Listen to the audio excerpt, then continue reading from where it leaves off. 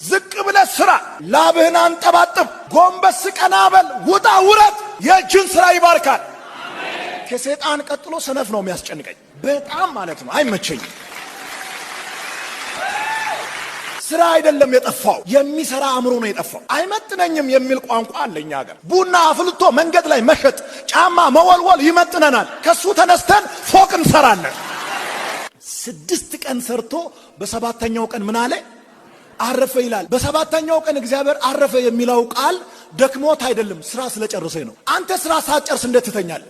ወፍራም ብርድ ልብስ ለብሰህ ትራስበ ሪሞት ወስደህ ቲቪ እየቀየርክ እንትና ቻናል ከዛ እሱ ዳቦ እንዲያመጣልህ ቱማጋይ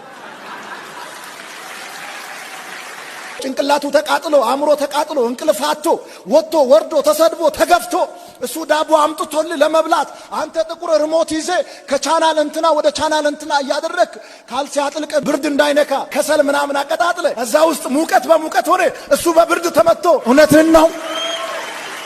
እንደ ሰነፍ እግዚአብሔር የሚጠላው ነገር የለም። ምሳሌ ምዕራፍ 26 ላይ የእግዚአብሔር ቃል